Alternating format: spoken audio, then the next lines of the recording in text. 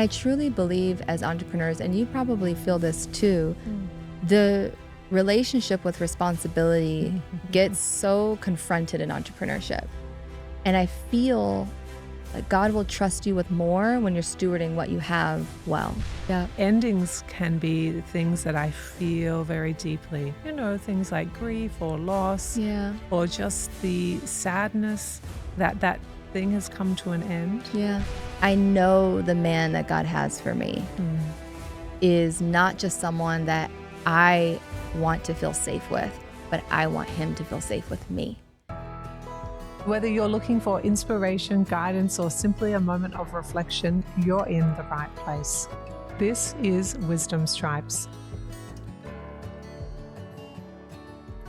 Hello and welcome to Wisdom Stripes. My name is Meg Tuohy, and in today's episode, we'll explore the intersection of faith, finance, and entrepreneurship, and the deeper wisdom that emerges when these elements come together. Our guest today is Victoria Washington, a powerhouse entrepreneur, faith-driven leader, and founder of a multi-seven-figure brand that has impacted over 10,000 people and counting. She's well known for guiding service-based entrepreneurs to grow their revenue while turning their voice into an unforgettable, industry-shaking movement. Victoria's passion lies not just in helping others build profitable businesses, but in showing how faith and finances are deeply connected. Through her personal journey of transformation, from success on paper to spiritual breakthrough, she has cultivated a unique approach to life and business that is both practical and profound. Today, Victoria will share her insights on merging business with purpose, her walk with God, and how true wisdom often comes through perseverance, submission, and faith. I'm honored to welcome Victoria Washington to today's episode. This is Wisdom Stripes, your no-nonsense, fierce fairy godmothers, turning pain and confusion into clarity and confidence. Victoria, we always start with the same question for our guests. What wisdom would you like a listener to come away with today? Thank you for having me. It is so nice to have you. I could listen to you speak in your accent in my bio all day. I'm like, can you just read it off? The wisdom that I pray the listeners walk away with is the same prayer I said before I got here, which is, Holy Spirit, have your way. However he wants to move in the space and whatever wants to come through, I trust that and I'm submitted to that. I love that. So let us unpack that. Because that has so many beautiful layers, and it is the simplest of advice, but the simplest of advice or wisdom is often the most profound and complex. So could you talk us through what you mean by that and how you came to deeply understand and use that knowledge to guide your life? It's all rooted in my testimony, so I'll start there. I never planned on, it was not in my bingo card to blend ministry and business. It wasn't ever in my plan to merge and pioneer a space where we're talking about God, wealth, business, all in one conversation. But I've lived my life separately before, and I was so unfulfilled and so empty. And today I feel like I'm walking in a fulfillment that can't truly be described. So going all the way back to just even childhood, I never grew up under any sort of discipleship when it came to faith. I was always around faith. I would go to church on like the holidays, but it wasn't something that was, part of our everyday life.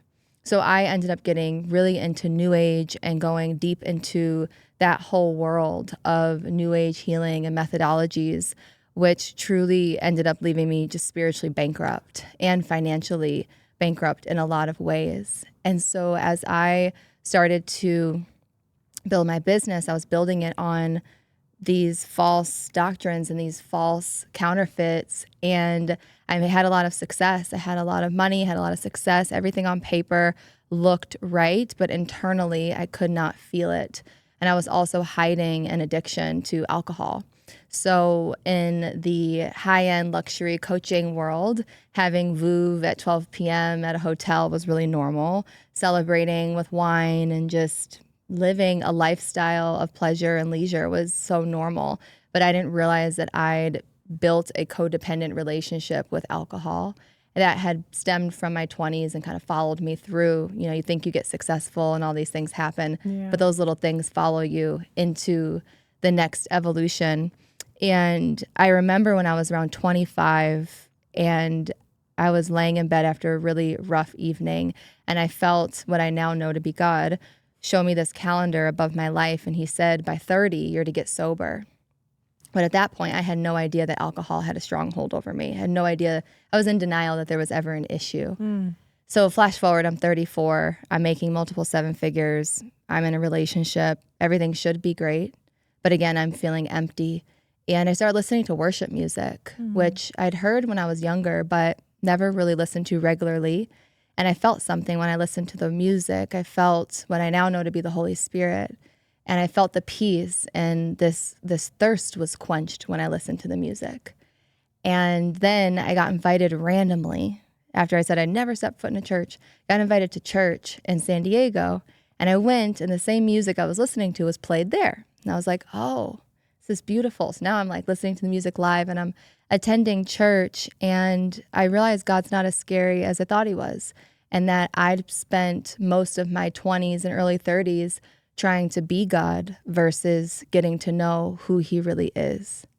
And at one of the church services, our pastor said, we're going to do a 40-day fast. And immediately I heard God say, you're going to fast from alcohol. And I knew that that was the time where I was going to finally address this secret, everybody has that thing that they have to work around. Nobody knows that it's an issue, but I believe we all have that one thing, and God knows what that thing is too. And for me, it was alcohol. So I start the fast, and I'm thinking, you know what? By the end of the fast, I'm going to have my French wine. I'm going to show God and me that this has no power over me. Day 8, I'm pissed. I'm feeling so many different emotions. I'm recognizing for the first time that this is not a limiting belief. This is not a thing that's just going to be healed, that this is a stronghold. This is in my bloodline. This is a chain that has not just held me captive, but many other women and people in my bloodline. And I recognized for the first time what I was truly up against. And I also saw that there's no way I'm going to be able to do this without Jesus. And I'd heard of Jesus before, and I've heard of all the beautiful things that he does, but I had a big aversion to him. I didn't know what that really meant. I didn't know what it really entailed. And as I continued to soften and surrender, I asked and I prayed, God, show me the real thing. Show me the real thing. And he showed me Christ. And I turned my prayers from begging God to take this thing away to, in the name of Jesus, I trust that you can heal me. I trust that you can break this chain. And by the 40th day, I kid you not, I cannot and still can't remember the taste of alcohol. I can't even identify any sort of desire in my body. And that was 3 years ago. Over the last 3 years, the Lord has just completely turned my life into something unrecognizable. And one of my favorite worship songs says, there's a peace that makes no sense. And that's what I have. There's this living water. And an extension, an aspect of God is the Holy Spirit. So that's what you receive when you give your life to Christ. And so that's what I live my life on, and that's what I stand on. And it's been quite the journey, quite the adventure. Quite the adventure. And so it's 3 years past that experience. Yeah. What does your life feel like now? Because I can tell that there's quite a contrast from where you were to where you are. Can you take us through what it feels like to belong in your body, in your heart, in your mind, in your world now? I would say now the biggest difference is the peace. You know, before there would be so much success, there'd be, you know, money and successful launches, and even my idolatry around wisdom and knowledge, just constantly seeking and making my entire purpose healing. Healing the next thing, finding the next thing, finding the next bit of wisdom. And today looks a lot more like living life than thinking about living life or trying to heal and then living life. my entire life is submitted to God. And so there's this feeling of victory because he already won. So I no longer have to find my identity in the world. I'm already chosen and I'm walking in chosenness. So there's no need to negotiate with worthiness anymore. There's no need to negotiate if I'm enough anymore. And, in the Bible, it teaches us that Jesus is the true healer. So there's something called deliverance. So when you're delivered from something, it's broken once and for all. And that feels so refreshing because there's no longer this feeling of needing to continue to scratch the same itch. It's done in his name. And I can now enjoy the moment and be present in the moment and fully surrender to the moment. So my success, my business, all the things that I thought I was going to lose by giving my life to him have actually just become better and more peaceful. So it's just a completely different, everything just completely different in a way that I never expected. But now knowing who God is and truly having an intimate relationship with him, I think we forget how creative he is, how he takes everything and makes it good. Oh, there's so much that's beautiful there. And I'm so grateful for you articulating it so clearly.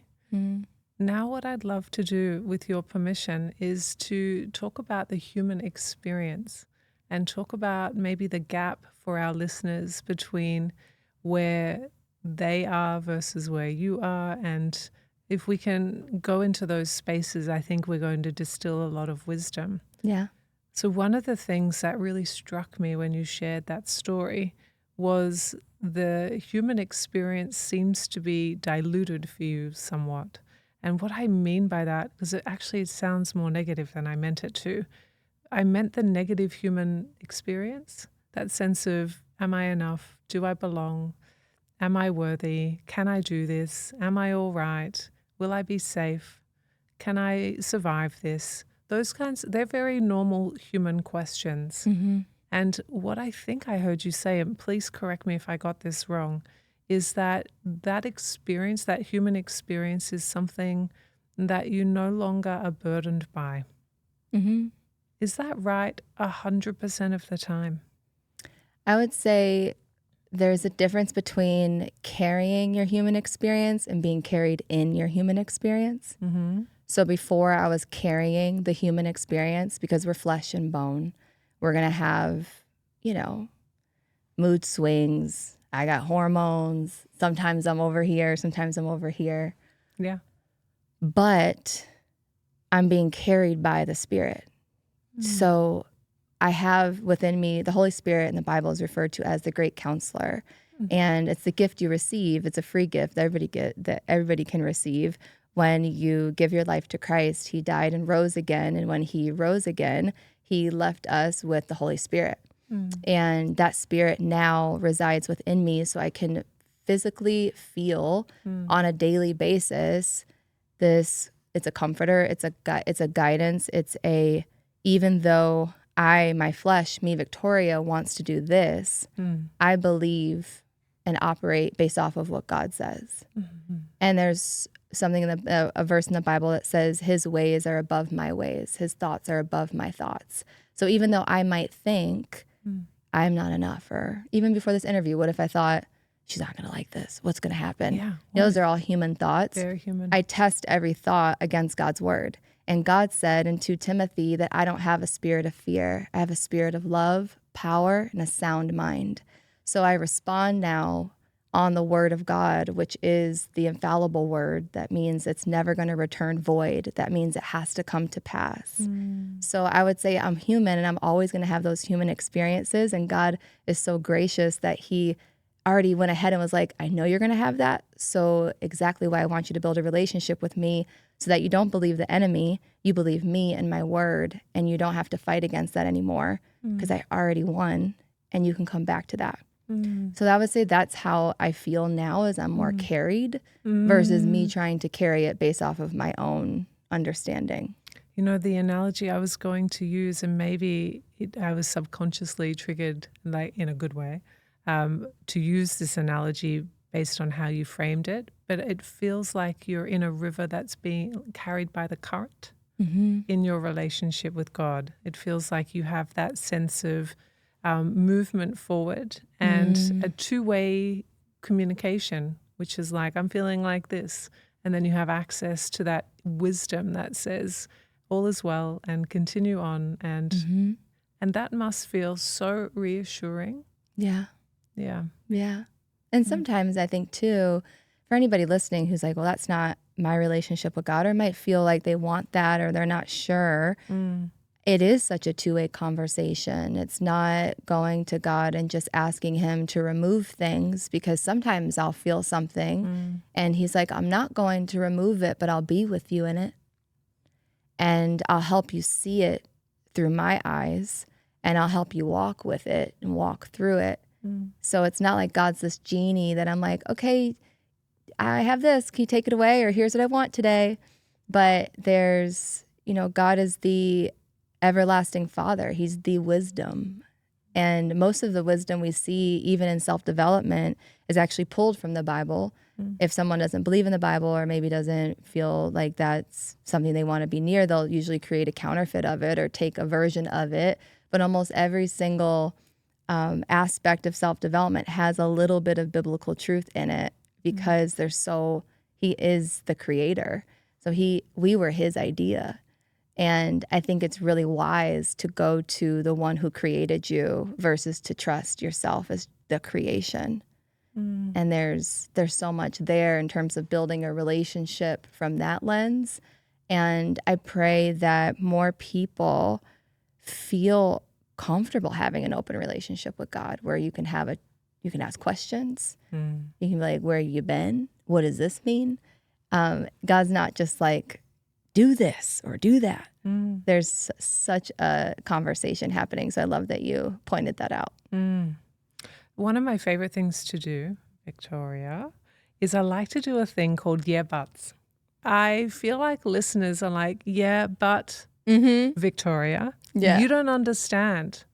If there was a God, if this paradigm did exist, I wouldn't have this thing that happened to me that's horrific. I wouldn't see trafficked children. I wouldn't see terrible things that happen to humans. I wouldn't see war, genocide. Why? Yeah. See? And I feel like the runway here is, yeah, but I'm glad for you to have this experience. This is me channeling, not my view personally. I'm glad for you to have this experience. Yeah, but you don't understand, Victoria. That is not my experience. And I don't know God. And maybe I have at one point thought I met him. And then it felt like I was forsaken. I was not cared for. I got this context that I can't handle. I've been born into something I can't change. I am cross at the idea that you get to have this and I don't. Yeah. And that feels like we could maybe dive into this part. Yeah, but that was me. It was? Yeah. So it's so interesting, because when I talk about life with Christ, that is something that comes up, is this feeling of like, oh, well, she's got it perfect now. And that's why I always share my testimony, because if I went through all the stuff that happened before, and even still sometimes happens, just because you're in relationship with God doesn't mean there's never going to be any challenges. And just because God exists doesn't mean there's never going to be any hardships. The Bible reminds us that there's glory in those moments, because it creates perseverance, and perseverance produces character. And oftentimes we will confuse a test for punishment, but it's an open book test. You have a book, the Bible, that teaches you how to pass the test. And then you also have a God who will talk to you the whole time that you're in it. So that's really interesting to come into contact with, because there's no trickery of, you're going through this hard time, you got to go through it all by yourself. So there's that piece.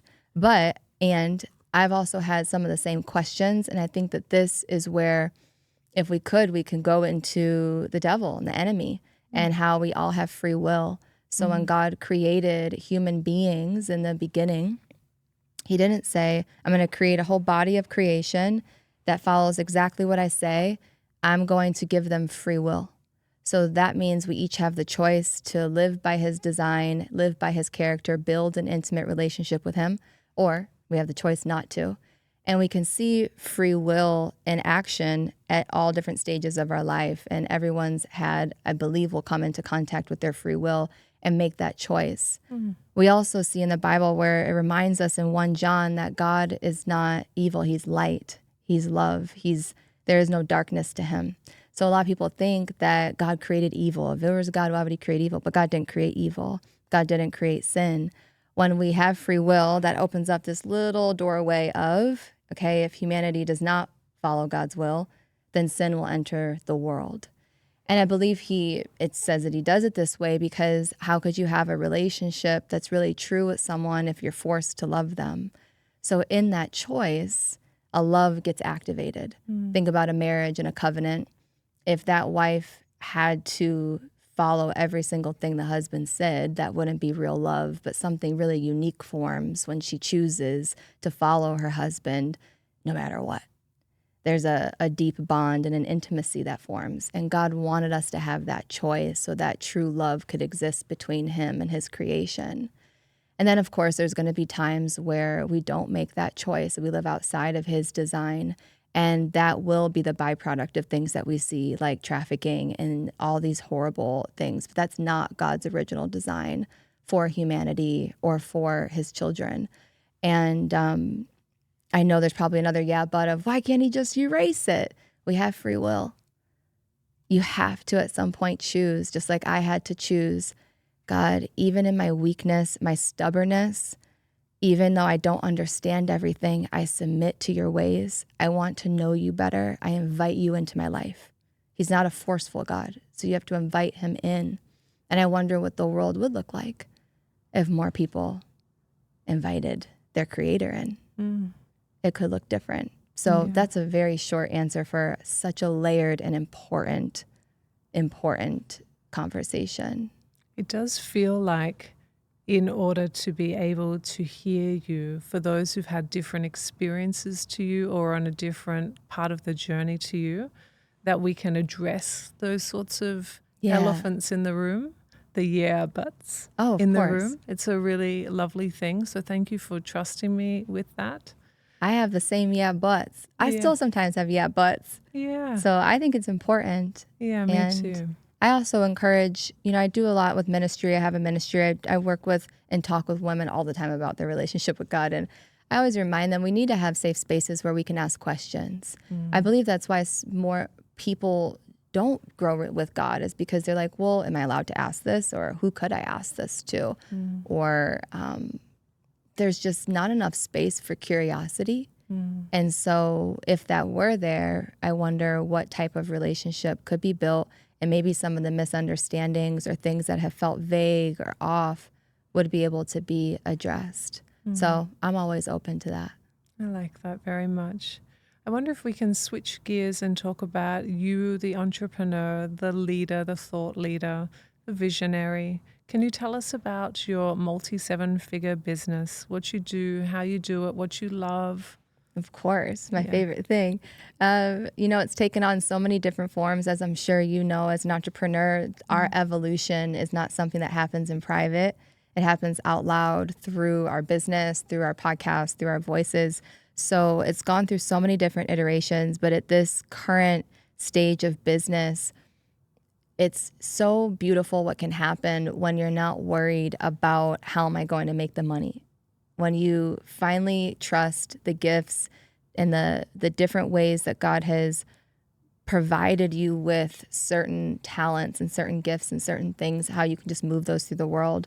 So right now, our main focus is teaching women how to build wealth with their words. I believe our voices are one of our most powerful wealth building assets. And I always ask my clients, like, if every time you speak, you're not making money, then you're not speaking, you're talking. And there's a difference between the two. So I teach women how to build a memorable voice that can carry a movement and not just inspire people, but shift rooms and build businesses that are sustainable.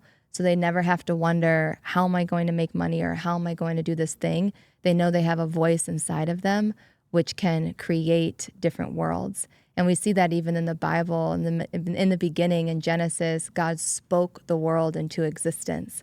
So there's so many parables and proverbs in the Bible that teach us that our mouth, our words, our voices were quite literally designed to bring things into existence and to build things. So that's what we do. And I do that through programs, speaking, live offers, all of it. It sounds so beautiful. Yeah. All right. Now I'm really curious. I feel like maybe there's a connection here to, and I could be wrong, I'm just going off an idea, a spark, if you will. There's a connection to what you offer and your story, your testimony, back to your childhood, back to where it all began, and perhaps the people that were around you. Is there a connection here? I would say not necessarily the people around me, but it's interesting because I do a challenge called Speak to Sell. And we just ran the first round last month, and it was so phenomenal. And one of the stories that God brought back to my memory is when I was 4 years old, I spent my 4th birthday in the hospital. My throat was closing up because my tonsils were so swollen. So my mom found me in like the middle of the night, and I always had weird breathing issues as a kid. And my tonsils were going all over the place and couldn't breathe, basically. So I was in the hospital. And after that, I grew this deep fear of choking. So I never wanted to eat food. I would spend hours at the dinner table. I remember my mom would be like, you can't leave until you eat one bite. You know, I was like a toddler, I'd be like, one more bite. But I was so convinced that I was going to choke because I felt this lump in my throat. Yeah. And then over the years, I just became really silent. I didn't really want to talk. I didn't want to be seen. I felt like if I could just become invisible, then this would feel better. And it's so wild how God will take a woman who is afraid of choking and speaking and turn her into an author and a speaker. And over the years, he just completely changed that story and brought to life this gift inside of me that I can't say I really knew that I had, but I had a desire to speak. I am always reminding my clients, most of the women in my programs were told they were shy when they were little. And most little girls are not shy. They have so much to say. There's so much inside of them. They just haven't had the ability to speak. So there's a little bit of a connection there, and definitely a full circle moment of you would have seen me at 7 to now. I mean, I was not the girl who wanted to open up her mouth and say anything. And now I just be yapping. Just be yapping around town. Just yapping and doing my thing now. How do you feel when you tell me that story? If we like zoom you out to a 10,000 foot view and you watch yourself tell that story, what comes up for you? I just feel God's glory. I feel like the past is evidence that God exists. I didn't do that. I don't know how he did that. I didn't do some crazy healing thing. I didn't go and try to heal that. I just surrendered to him and let him build me into the woman he always knew me to be. He knit me in my mother's womb. He knows me better than anyone else. So I look at that story and it's just, there he goes again. That's what he does. He takes the most unexpected thing and turns it into a testimony, a story, evidence. Well, I was going to use the word evidence. Yeah. It becomes an evidence point that you can bank into your identity and bank into your belief system about your relationship with God. Yeah. Hello, Wisdom Stripes listeners. It's your no-nonsense, fierce fairy godmother, Meg Tuohy here. I want to pause just for a moment. Have you ever felt like you're functioning well, but not actually feeling much? Have you ever wondered when you stopped checking in with yourself, or how you became so good at showing up for everyone else, but slowly disappeared in the process? That quiet disconnection is something I see in so many capable women, and it's exactly why I wrote Heartprint. Not to give you another system, not to hand you another checklist, but to help you rebuild trust with your own inner wisdom. Because clarity doesn't come from trying harder. It comes from remembering who you are underneath the noise. If you've been waiting for permission to come home to yourself, this is it. You can get your copy at yourheartprint.com. Make sure you tag me on Instagram once you've received your copy. Now, let's get back to the episode. All right. I have another question. So we went back here. Now I'm going to come back over here. Really curious about your current life and how it's constructed. What does a day in the life look like for you? Oh, man. What does a day in the life look like? Well, I just moved here a couple months ago. Did you? Where were you? Where did you move I from? was in LA for 8 months and then San Diego for 7 years before that. So I was super cozy in San Diego. My day in the life looked like ocean and parking on the side of the road and working from the back of my G-Wagon and eating acai bowls. And then I moved to LA to mix things up a bit, which it did. I bet it did. LA was wild. In good ways, though, because it interrupted what needed to be interrupted and moved around when it needed to move around. And then the Lord started showing me that it was time to go inland. And when I lived on the 13th floor of this high rise in the middle of Brentwood, and out of nowhere, the Lord was like, I want you to meet me outside at 5 a.m. and pray on your balcony. And I was like, okay. And I'm a morning person seasonally, but not regularly. So I'm like, okay, dragging feet to go out to this balcony. And I'm praying. And sometimes I'd be out there for an hour, sometimes 2 hours. But when I would open my eyes, sometimes I would look at, because I saw all of LA, Pasadena, the ocean. It was this huge view. And I kept hearing the word ruin. And I would see like flames. I'm not kidding. And I thought, we sometimes gaslight ourselves. We're like, that was weird. I don't know. So I just ignored it. Then starting the summer, he started to say, it's time to go inland. And he started showing me the Arizona mountains. And I was like, okay, well, I'll move when my lease is up. But my lease wasn't up until March of this year. So he's like, no, you have to leave before the end of the year. It has to be by December. And I don't know if you've ever gotten that confirmation from God of like, you got to do it and you got to do it like this. Then you have that clear. You just have it clear. And I'm like, okay, this makes no sense, but I've got to do it. So as somehow, by the grace of God, get out of this lease, that's a whole other story. And I find a spot here in Arizona. And I'm like, okay, should I really be doing this? And there's a couple moments of confirmation that I can talk about later if it comes up. But long story short, when I got here, 3 weeks later, the LA fires broke out. And all I saw from my view, like if I stayed there, it would have been flames. And I was, one, devastated because there was a special chapter of my life there. And feeling for everyone there. And then also feeling confused as to why I was called to leave and some were called to stay. Again, a but why moment of like, but yeah. And I just accepted this is going to be the next chapter. So if I'm honest, I'm figuring out what my day-to-day life looks like here. It still feels very new and very fresh. But I begin every single morning in prayer or some sort of conversation with God, the Holy Spirit, either through the Bible or through a walk, or I'll put on an audiobook. But I always want to start with the first thing I'm looking towards is Him, because it's so easy to be distracted. I try to keep my phone on airplane mode. I try to do all the normal things to stay as far away from social media and all that stuff until later in the day. I like to make a really delicious breakfast. I have an infamous faux coffee recipe that I've perfected. Ooh. So I don't drink any caffeine, but I love the taste of coffee. So I'm always just experimenting with ways I can have that without having that.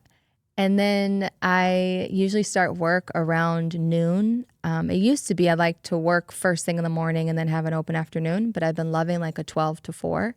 So I'll work from different cafes, different coffee shops, and then I have an evening of cooking. I'll go on walks. I'll just hang out. I'm trying to figure out what my flow is here still. But what I've found works the best for me is time blocking my week. So if I have calls, I put all of my calls on the same day. So all my calls are Tuesdays and Wednesdays. And then Mondays, Thursdays, and Fridays are summit days, meaning I can climb whatever mountain I want to climb and I can go wherever I want to go. And I love that because then my brain isn't trying to be 3 different things at once. It's like today was a meeting day. Tomorrow is a day where I can just create or build or think about stuff. And that really is so beautiful for any CEO because we forget the power of having time to think, just having time to contemplate and think about what's going to be coming or what worked, what isn't working. So I try to have at least 3 days a week where I can just be in contemplation about what is.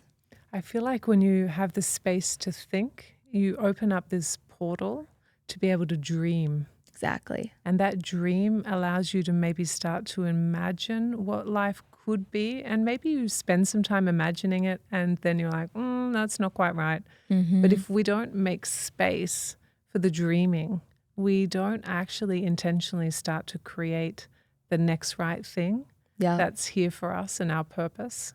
Yeah, I agree. And Yeah. there's so much about that space as an entrepreneur that can sometimes be threatening. So it took me a while to get to the point where space didn't feel like a threat. In the beginning, it was like fill every hour, every minute. Don't have time for that. I just need to be constantly moving, constantly doing something. And you're exactly right. It's like giving you that space to imagine and consider and contemplate so that you're actually building, you're not trying to always catch up.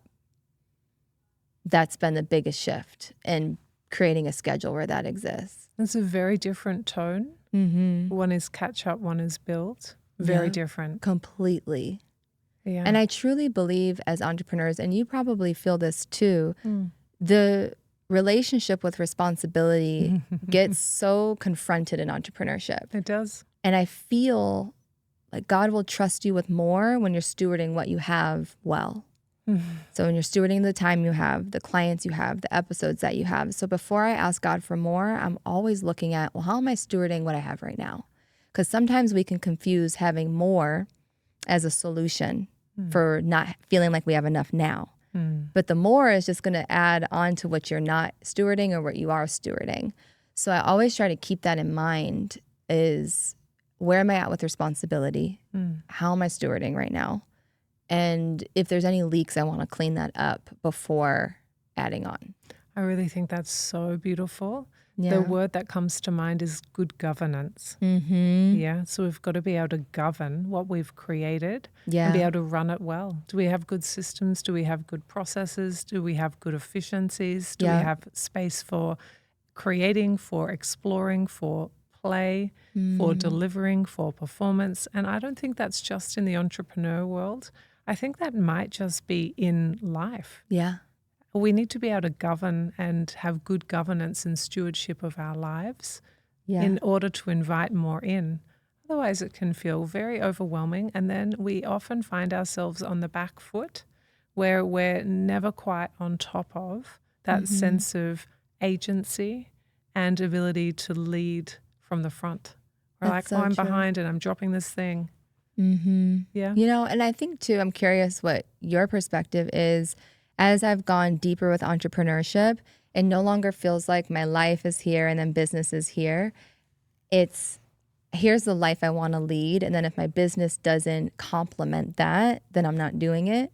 And so now they don't feel so separate. It's just in my life, I happen to be stewarding a business. Yeah. Versus I'm in a business and then I happen to have a life sometimes. Correct. I feel like my life is quite integrated. Yeah. And my work is what I am and who I am. And my husband, my children, my other parts of my life are other facets. And they're all facets of the same version of me. And I just go between all the things. Yep. Yeah. I know that the work that I do, I'll be doing right up until I finish my time on earth because that's just actually me expressing who I am. Yep. It's no longer this thing you have to do. Don't have to do it. Yeah. Yeah. And I always remind myself of that. I so many people idolize entrepreneurship and put it on a pedestal of somehow you're more powerful when you run a business and all this stuff, which obviously entrepreneurship takes an immense amount of risk and courage and bravery. So I commend that. But I also always remind my audience, I'm like, if God hasn't called you to do it, go do something else because this is crazy. And also go do the thing that you are called to do. Yes, it because doesn't that's have to be perfect. business. You know, like I've said a few times that we have a heart print and that print is unique to us. And so then if we mix analogies and think about a seed, the seeds between us are very different. One could be a daffodil, one could be an oak tree, one could be a flowering maple, one could be a salt brush, and all of them are exactly right. And so why would you compare one to the other and be all like, why can't I be a banana tree? I don't really want to be a mulberry bush. I Yeah. don't, but I want to be a banana, but actually I am a mulberry bush. So how might I grow my experience into a full representation of who I am Yeah. and start to build a relationship of appreciation for how I'm made and who I am and how I live? Yeah. Because it's just right. I agree. I agree. Yeah. Yeah. I just think that's very beautiful and it stops the comparison. Mm-hmm. Why aren't I like you? Because I'm not you. It's not my Yeah. job to be you. Mm-hmm. It's my job to be me, the youiest you, the meest me I can be. Mm-hmm. Yeah, Agreed. agreed. Life is way better that way. Yeah, it's relaxing. You can sort of settle into who you really are Mm-hmm. and take an exhale and take a minute Yeah. and say, actually, what if I am the version of me that I am supposed to be and I actually am already doing a pretty good job? Mm-hmm. Sure, I might like to grow some things, change some things, add, edit. That's just normal. Yep. And what if who you are is actually enough Yep. and you can just relax into that? And I think that's so freeing for a lot of entrepreneurs to hear who maybe have had the inkling to let go of their business or lay it down and go do something else or go try something else. But we feel so attached to it as part of our identity, or we've put it up on a pedestal. And there's so much permission in saying that might not be it. Mm-hmm. And there's something even more honorable and noble and amazing that has nothing to do with starting a business. But I have lived a life where my business was on a pedestal and it was everything. And I never want to go back there again, because otherwise you're going to guarantee get burned out. And so now I am always looking at what type of life is going to truly be one I'm excited to live. And then how can I build a mission and a business that actually brings more to it and adds more to that. And that's it. Right. And also what we build now might not be what exists in 5 years. Exactly. And that is okay. There's nothing wrong with things ending and a new beginning coming. It doesn't always have to stay the same. And sometimes as humans, we find the ending so painful. We do. And we rage against it. We're like, I don't want that thing to end. But like nature, everything has a natural season. Endings are really normal. And so are beginnings. In fact, you can't have a beginning without an ending. I love endings. You do? I've learned to love endings. Tell me about that. I'm so glad you brought that up, because if there's one thing, there's many things, but if there is one thing that I wish, I felt there was a heads up on, is that it's not always going to be the same, especially in business. Because, you're pouring so much into one chapter or one offer, but let's say God's like, okay, that's done. He's like, but I just put 5 years into that. And it's like, but there's more. And like you said, we're going to do this likely until I'll do this as long as I can do it. Yeah. So it's not going to always be the same. But I've really learned to love endings, because I remember God said to me one time, every ending is just a new beginning. Yeah. Every ending is me about to start something else. And the more that I get attached to how things are, the less obedient I can be to what He's making it. Yes. So I have to always be mindful of that, because I don't know how long this current iteration is going to be. And because I trust Him, I'm not going to be attached to it. I'll trust wherever He's going to go next. But every now and then when I look back, I think of anything I've let go of, anything that God has asked me to walk away from, any person, relationship. It hurt at first, but I've always looked back and said, you're so good. I would have never thought of that. I didn't think it was going to happen that way. So now anytime something's ending, I'm like, well, must be something really good about to happen, because otherwise I wouldn't need this anymore. I feel like if there's anything, how everyone's got a thing that they need to work on. Endings for me can be quite a tender thing. I can often feel very deeply the endings, even when I understand all the things about beginnings. Yeah. Endings can be the things that I feel very deeply, things like grief or loss, or just the sadness that thing has come to an end. Yeah. And what I have learned to do in respect of my tenderness around endings is to really enjoy the moments when I get to have the experiences. And so when I'm doing something that really is meaningful to me, I am very acutely aware it could be the last time that this particular group of people come together, for example, Yeah. and that we have this moment. And the next time I might make something that's quite like that, there's going to be a different configuration. Yeah. And it's not to make something better or worse. It is to recognize that it will never be the same again. Yeah. And so that is okay.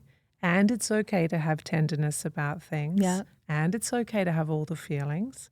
And it's okay that it does move on.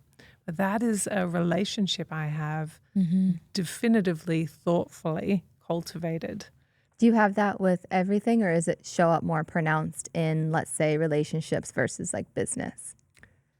It is because we already talked about this, my friend. Business is in my sphere of how I see myself, right? So it's relationships All of it, because yeah. business is in those same spheres. Yeah. It tends to be people that I love or I've had a connection to or have supported me or I've supported them where we've had a bond. And when there's a natural movement into another, like perhaps a little bit further out in the sphere of connection, I will acutely feel that transition. Yeah. Even when it's the exact right thing, Yeah. I will have that like, oh, that's the last time we'll ... And it's funny how you can feel it ahead of Yes. time. Like, I just have a sense that this might be the final time or the final iteration of this specific thing. Yeah. And for me, romantically, it shows up a little more tender than other areas. And I wrote in the Holy Yes book, there's an excerpt called Letting Go Before You're Ready. And that's where I think faith comes in and obedience comes in. Like, there's going to be times where God does ask you to let go of something before you're ready. And those are really achy. Oh, they're achy. Those take the most amount of faith. Yeah. I think faith gives us the bravery to open the door, but obedience gives us the courage to close it. And obedience is tough, especially when your flesh or your human is like, but it's good. And God's like, but it's not me. But it's so good. But I'm not ready. So I also think in those moments, it's important to give yourself permission to wrestle. Like, it's okay to wrestle with God and ask questions and like, but why? Like, show me. You know, we don't have to, like you said, close off the tenderness or just, willy-nilly close the door and run out. I think that God wants us to depend on him in those moments. The tenderness is just a sign that you need him. And it's really beautiful when we can find him in the ending. I think it helps the beginning become even more, just even more glorious. So that is so beautiful. I'm struck to say what might be the strangest thing, but let's see what happens when I say it. I've just got that Mr. Rogers quote, help is look for the helpers. I feel like when one ending happens with a person or two people or three people, you can look for who is there. And I feel like often we're focused on what we've lost, what is missing, what the ending that is hurting, that we feel tender about. And actually there might be a whole cohort of others that are still there. And so that could be a really nice remembering. That's so good. And I use that in my team meetings. You do? I'm like, all right, here's what's changing. But before I tell you that, here's what's not changing. And it keeps everybody chill. Yeah. Because there's things that are not changing. There's things that are steady. There's things that are, God's never going to ask you to let go of something that he's not planning on replacing. And I really believe that. And that brings a lot of comfort to look, like you said, towards the things that he's already doing and the people that are already there. Wow. I love that so much. I love that so much too. So my tender thing is endings, and it's in most relationships, particularly with people that I've had a connection with. I think you shared that you have that sometimes with romantic relationships. Is that your general thing that you find tricky, or are there other things in your life that you find tricky? No, I'll be totally transparent. I would say romantically, that's where I can kind of get nudged a lot. And I'll say attacked a lot, from a biblical Christian perspective, there is like an enemy. There's an enemy that does not want to see me win. There's an enemy that doesn't want me to succeed, doesn't want humanity to succeed. And as much as God knows us, the devil knows us too. So I think we forget that sometimes. And there's a lot of, when you look at the first sons in a bloodline, or you look at the firstborn daughters in a bloodline, you'll see patterns of things that got passed down from generations. And that's for everybody, regardless of your belief. I believe that you'll be able to see that. And I would say relationships, it's a tricky one for my bloodline. And there's things I'm sure you can remember for yourself too of, I don't know why I fear that or why I feel that, but it's been passed down. It lives in the bloodline system. So one of the things that I was delivered from in that 40-day fast was codependency. I had deep codependent bonds. And, I always was like, Dad, okay, is this for real gone? So I've tested it out. And obviously I'm not perfect at all. But the cycle of thought I used to go through, or the way that I used to attach to certain people, it just doesn't happen anymore.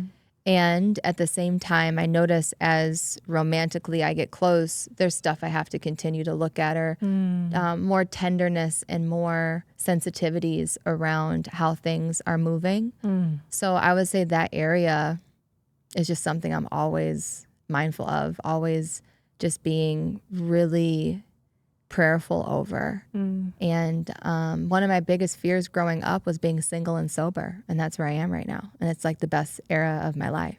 So it's funny too, what scared you the most is like the best thing ever. I mean, that feels like its own soundbite, don't you think?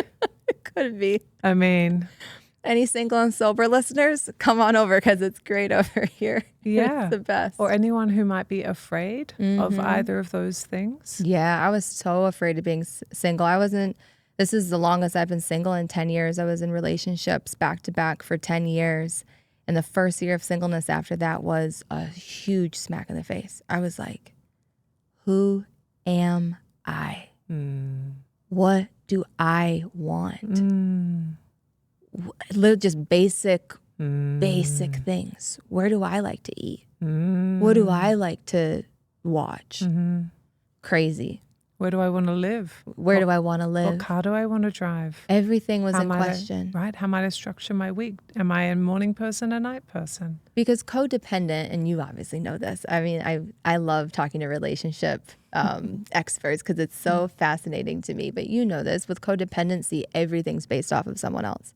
Everything's based off of the other person, and being so hyper vigilant around how someone else is feeling and altering and adjusting yourself to mimic that or be in relationship with that. So yeah, that first year was, and it was interesting running a business alongside that happening because I don't show up in my business like that at all. That's when it was like a double life. And I was like, hang on a second, we're going to build the life and then the business is going to follow that.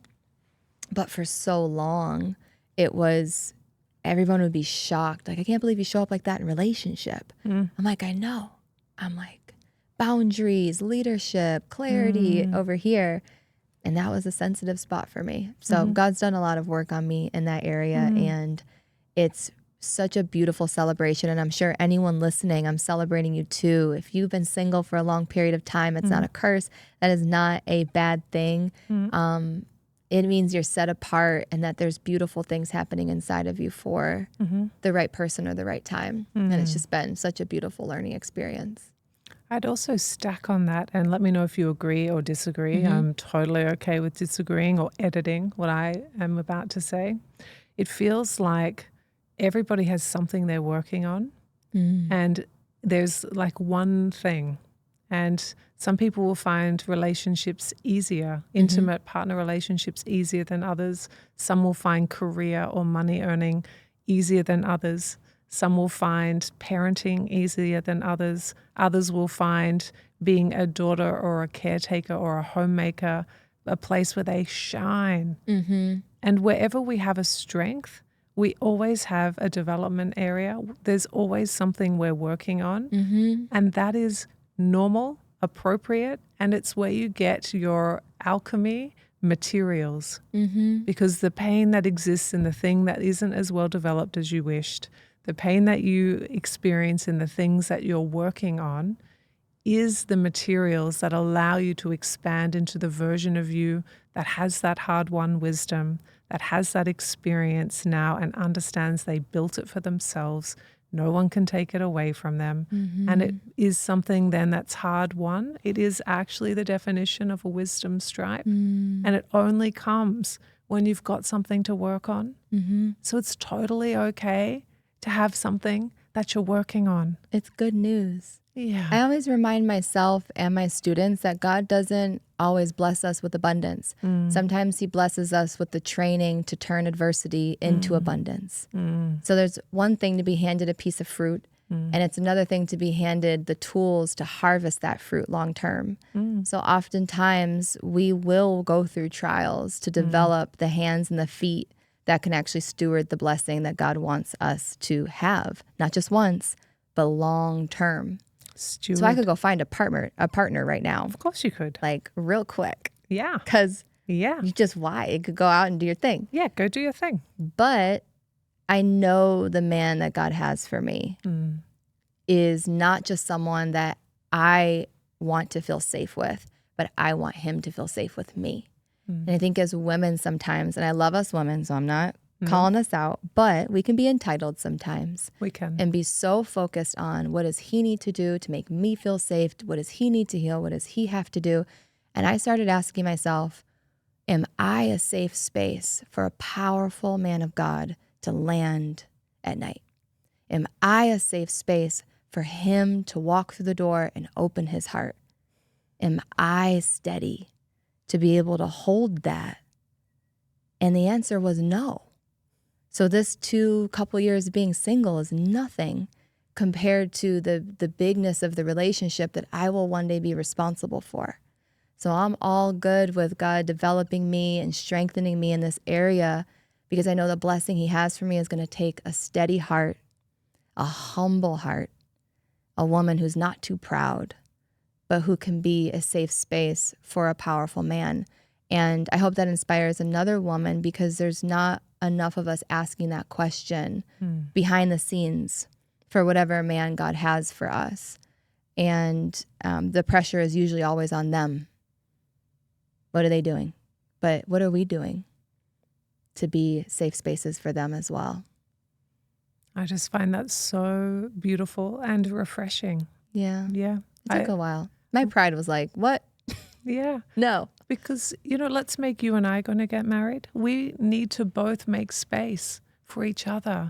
And I need to be a container for you to be all of you in. And I have to strengthen and build that container in myself first, or I can't offer it to you. Yeah. And vice versa. Yeah. And so I love that you're preparing your container for your love, Yeah. who's on the way in the perfect time. Yeah, there's no rush. Right? Because to be honest, having a relationship is a covenant. Being a wife is not just this random word. It's a title. It's a position. And I take it really seriously. So I think we get so excited about the relationship itself and the wedding and all the fun stuff and all that's going to be so fun. But when we think about the long-term position of standing by a man, Oh, yeah. no matter what. No matter what. One, I don't want to do that without God, because if I can't do it with him, I'm definitely not going to be able to do it with a man. But I also know that takes time to develop. And I was talking with a girlfriend recently because she's preparing for marriage and really has decided like she's ready for that. And it's been so beautiful to watch how she's actually changed her schedule to have space for that.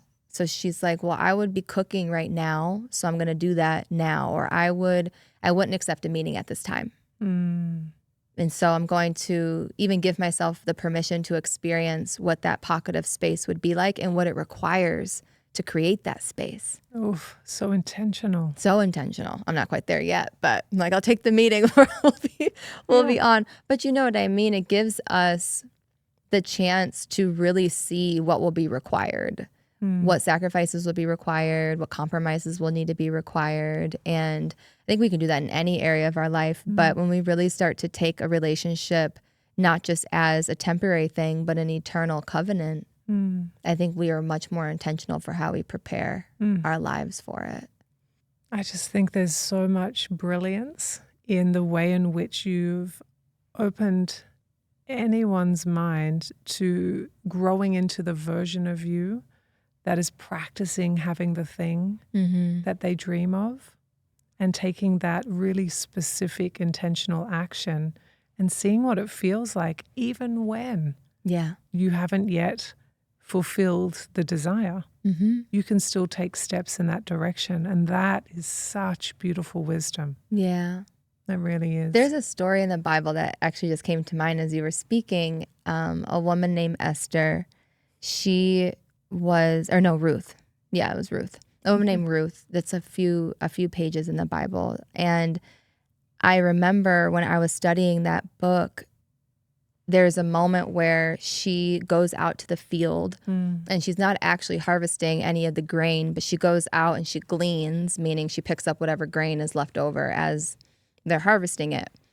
And God ends up blessing her. There's all this whole thing to the story. But what I gained from that is how important it is to walk and let God know how much something means to you. Of I'm going to get in the field and glean and not be too proud because I'm not on the tractor or I'm not over here, but I'm still going to get in the field. I'm still going to show that this is important to me, that this matters. And Ruth ends up finding Boaz in the story and all this stuff. But I'm in that season right now where I'm gleaning wisdom. I'm in the field. I'm preparing. It's okay that I'm not there. I haven't arrived. Yes. There's so much to glean on the way. There's so much grain to collect on the way. And God says to her, you've made it known to me how much this matters to you. So sometimes we can think, okay, I'm just going to ask God for what I want and then act as if or wait for it to magically attract to me. But there's this beautiful surrender of, and I'm going to reveal to him how important this is to me, how much this matters to me. No, I love that. So, yeah. We've reached the stage where it's relaxed time. Our listeners, you, me, our listeners, we're all bonded now. We understand each other, and there might be differences between us all, but we've got this sisterhood of connection and respect for each other and gratitude for the wisdom shared today. And there's this last opportunity as we sit together really comfortably now, knowing each other's hearts. There's this wanting, this wish to know if there's any last wisdom or advice you'd like to leave us with. I think the biggest thing that comes to mind, just specifically in this conversation, is there's a passage in the Bible that God's just asked me to continue to read and read and read, and it's be still and know that I am God. And I'm learning how much happens in the stillness. It doesn't say be God and then become still, but it says be still and then you will know that I am God. So I know we've talked about him a lot on this episode, and that might not be what usually is talked about or even different angles, but I think there's something so powerful in being still and hearing and meeting the Spirit of God and hearing what he has to say versus what we have to say to him. I always say there's the most powerful aspect of a great speaker is their ability to listen. Every great speaker knows how to listen, knows how to glean, knows how to hear. And so my last little piece would be still and see what comes from that. That is just a beautiful way for us to center and complete this exchange. Thank you so much for being here. Thank you for having me. The most beautiful conversation. Thank you. Yeah, what a way to finish my Scottsdale era. I know. Wait till you guys see this tour schedule she's got. I'm impressed. Bless. Thank you, friend. So good. Yeah, I'm so glad you were my last guest. It feels just exactly right. That's beautiful. Thank you so much for having me, for your curiosity and your openness. Yes, of course. Thank you for sharing so openly. I'd like to thank Victoria Washington for joining me today on Wisdom Stripes. In today's episode, we explored her journey of transformation through faith, her bold approach to merging business with purpose, and the wisdom she's gained in walking through trials with clarity and conviction. If you found value in today's conversation, be sure to subscribe so you never miss an update. You can follow Victoria by searching at I am Victoria Washington on Instagram. And to stay connected with me, follow at Meg Tuohy Official on Instagram. Thank you for listening to another episode of Wisdom Stripes. I hope you gained a little wisdom today. My name is Meg Tuohy, and this is Wisdom Stripes. Thank you for listening to this episode of Wisdom Stripes. Follow me on at Meg Tuohy Official and leave a comment and review. I'm looking forward to meeting you here next time on Wisdom Stripes.